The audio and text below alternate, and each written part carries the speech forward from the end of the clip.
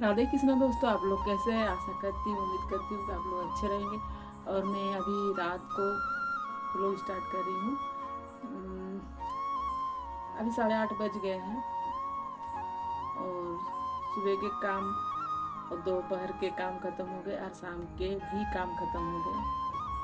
और मैं जैसे कि आप लोगों को पहले भी बता चुकी हूँ कि मैं जल्दी खाना खा लेती हूँ, क्योंकि मैं बहुत रात को खाने से मेरी खाना पचती नहीं है, इसलिए मैं जल्दी खा लेती हूँ। और आज पीहू नहीं है, उसकी नानी घर गई है। कई बार हम लोग बढ़ाते हुए कदम हम लोग अपने रोक लेते हैं। कुछ भी करने से बहुत बार सोचते हैं कि पता नहीं हमें कामयाबी मिलेगी कि नहीं मिलेगी, और हम पता नहीं आगे सक्सेसफुल होंगे या नहीं होंगे।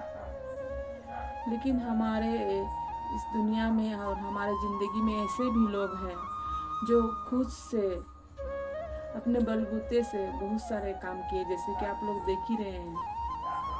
आप लोग सब कुछ देख रहे हैं, जान रहे हैं। लेकिन ऐसे भी होते हैं लोग जो पढ़े लिखे नहीं होते हैं, फिर भी साथ कदम से कदम मिलाकर चलना चाहते हैं और चलते भी हैं। उनके इरादे कोई भी रोक नहीं पाते हैं। उनके इरादों जिसकी सोच सबसे अलग थी, वो कभी दूसरों का देखकर नहीं सीखती है। उसका दिल जो कहता है वही करती है। भले उसे पता रहता है कि ये करने से मैं आगे चलकर बहुत ज़्यादा परेशानी उठा सकती हूँ, फिर भी वो काम करती है। वो बचपन से ही ऐसे सभी का मदद करना, सबसे मिलजुल कर रहना तो आ गया। बातचीत वो लोग का हुआ, बातचीत करते थे वो लोग। लेकिन दोनों में जब बातचीत हुआ, जब शादी का समय आ गया, तो लड़के वाले उस लड़की को पसंद नहीं किए। बोले कि हमें ऐसे लड़की, गरीब घर की लड़की, हम शादी हमारे बेटे के साथ नहीं कराएंगे। तो और दोनों ने फैसला कर लिया कि हम भागकर शादी करेंगे। वो लड़की को पता था कि मुझे आगे चलकर बहुत ज़्यादा परेशानी उठाना पड़ेगा, क्योंकि जिसके सास ससुर साथ नहीं देते हैं, जिसके ससुराल में अच्छे नहीं रहते हैं, जो पहले से ही बोल रहे हैं कि हमें ऐसे लड़की नहीं चाहिए, क्योंकि वो अमीर है और वो गरीब लोगों को पसंद नहीं करते हैं। तो लड़की समझ गई कि मुझे आगे बहुत सारे दुख उठाने हैं, और सोचती है कि प्यार भी निभाना है, क्योंकि प्यार भी सबके नसीब में होता नहीं है।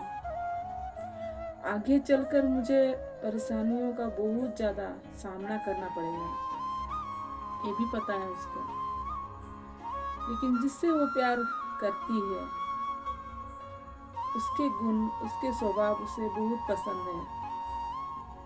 उसे लगता है कि कभी ना कभी तो मुझे अच्छी ज़िंदगी मिलेगी, कभी ना कभी तो।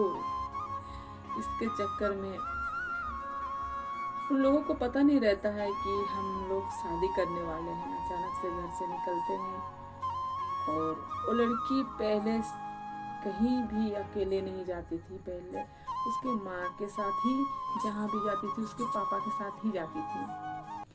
अकेले वो कहीं निकलती नहीं थी। और उसकी पढ़ाई भी ज़्यादा नहीं थी, बहुत कम पढ़ाई थी। वो आगे पढ़ भी नहीं पाई।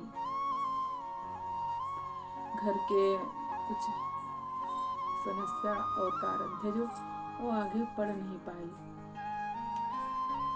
फिर वो लोग शादी किए। शादी के 8-9 दिन के बाद ही उसे पता चला कि जिससे वो शादी की है वो पीता है। पहले उसे वो देखी थी, लेकिन उसे नहीं पता था कि इतना ज़्यादा पीता है, इतना ज़्यादा वो नशा करता है। हालांकि बहुत सारे नशा नहीं थे, फिर भी दारू ये तो नशा है। और भी चीज। अब तो वो सोची थी घर से ही कि मेरी जिंदगी में बहुत सारे दुख आएंगे। अब उसे लगा कि मेरे दुख स्टार्ट हो गए। दुख, ऐसे दुख जो उसके साथ कोई नहीं, क्योंकि घर वालों को तो छोड़ के आ गई है। अब दुख सुनाए या दिखाए किसको? उसके पास तो कुछ रहा नहीं, कोई रिश्ता रहा नहीं, सबको छोड़ के आई है। जब 8-9 दिन में ऐसे देखी तो वो सोची कि मैं मर जाऊंगी तो अच्छा होगा, और कोशिश भी की। और हमेशा वो भगवान को बहुत मानती थी, बहुत ज़्यादा। इतना मानती थी कि वो कोई भगवान के बारे में बोल भी दे तो उसे अच्छा नहीं लगता, और ना ही उसके साथ कुछ गलत होने से भगवान को कोसती थी। नहीं कोसती थी, नसीब को कोसती थी, लेकिन भगवान को नहीं कोसती थी। जो भी मुझे मिला है मेरे नसीब से मिला है सोचती थी। माने कि वो भगवान को एक दोस्त की तरह समझती थी। जैसे दोस्त मतलब निकलता है तो छोड़ देते हैं, लेकिन भगवान कभी भी किसी को छोड़कर नहीं जाते। उसे उम्मीद था, आशा था। वैसे ही उसके दिन गुजरते रहे, उसके दिन गुजरते रहे। उसके पति का हालात बिगड़ गया पूरा। जो स्वभाव, जो अच्छेपन उसको वो देख कर आई थी, वो सारे खो गए।